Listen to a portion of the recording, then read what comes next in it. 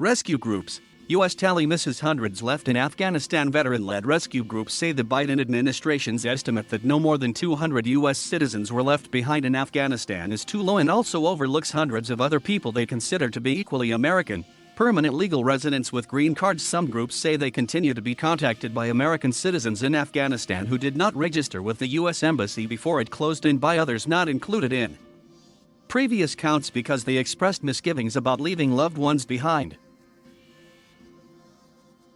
As for green card holders, they have lived in the U.S. for years, paid taxes, become part of their communities, and often have children who are U.S. citizens.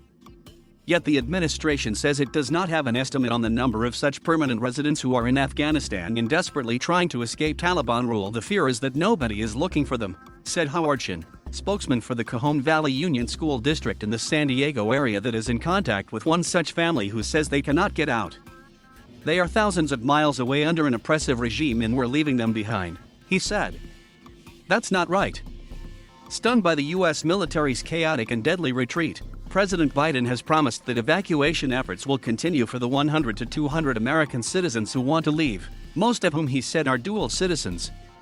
And Secretary of State Antony Blinken has said that extends to green card holders and Afghans who supported the U.S. government during the 20-year war.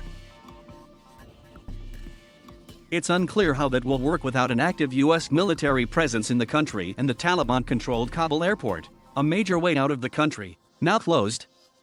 But an undersecretary of state said this past week that all American citizens and permanent residents who could not get evacuation flights or were otherwise stranded had been contacted and told to expect further details about routes out once those have been arranged. 3 school districts in California say they know of more than 30 children enrolled in their schools who have not been able to return.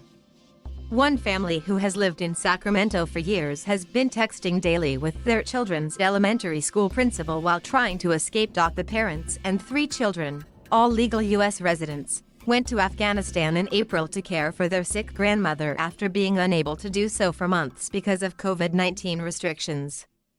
Caught by surprise by the quick Taliban takeover, the family members were unable to get through the crush of thousands of people at the airport in Kabul before the last U.S. plane left August 31st. Now they fear they will be forgotten by the U.S. government, especially since they are not American citizens. I'm losing the hope, the mother, who is not being named to protect her safety, texted in broken English to Principal Nate McGill, who urged her to not give up. McGill said California Democratic Representative Doris Matsui, who has been working to free the family, tried to help them board a flight in Afghanistan. But they were pushed back.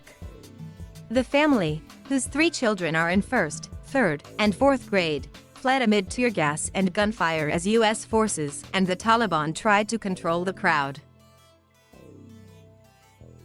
We run away from the gate. Situation is very scary.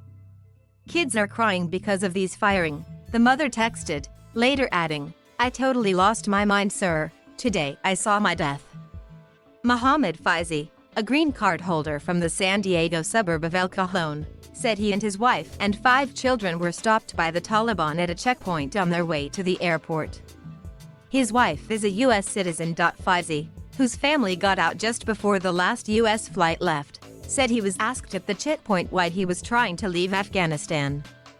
I told him, that's our country. That's my nation. We're living there. So we have to get out of here. The Taliban, which are in need of foreign aid, have said they will allow people with valid travel papers to leave, and the international community says it will be monitoring to see if they keep their word. Mike Jason, who runs an ad hoc rescue operation called Allied Airlift 21, said his volunteer group has been in contact with 78 green card holders trapped in the country, but that the figure does not capture the scale of the problem. Add their spouses and children to the tally, he said, and the number rises to nearly 400. Jason and others say they also believe the number of U.S. citizens is much higher than 200 people and is misleading because it does not include their family members who may be green card holders. Allied airlift has identified 45 U.S. citizens in the country but has documents on more than 250 family members stuck there with them. Such volunteers say they are also skeptical of the government's estimate because it only includes American citizens who registered with the U.S. Embassy before it was shuttered in Kabul, a process that was entirely voluntary. Alex Plitzes, an Iraq War veteran who is part of an informal rescue network called Digital Dunkirk, said he received calls from 6 U.S. citizens stuck in Afghanistan in just one day earlier this week, and none had registered with the U.S. Embassy. He suspects the true number of U.S. citizens left behind could be off by hundreds. Those names are starting to trickle out now, said Plitzes, a former civilian intelligence officer in Afghanistan. I expect that number to rise significantly. Plitzes said he's also handled pleas from more than 100 U.S. green card holders trying to leave over the past 2 weeks and says they should get just as much attention as U.S. citizens. They live here, he said. There are folks. Republican Representative Darrell East's office said he is working to evacuate an 80-year-old couple who are both U.S. citizens and live in San Diego County, along with 2 other families from his congressional district that covers El Cajon. The administration says 6,000 U.S. citizens made it out, most on U.S. military flights. Issa said he believes the number of U.S. citizens still there and wanting to leave is closer to 500. That includes roughly the number the State Department says made clear they want to leave, and additional U.S. citizens who were not counted because they expressed concern about leaving behind family members to die.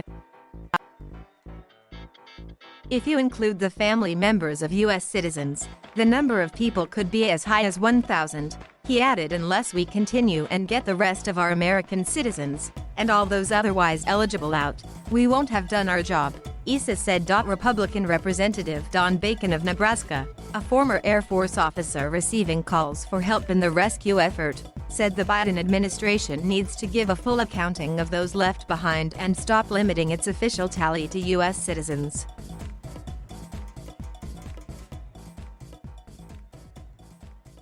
Thank you for watching. Please subscribe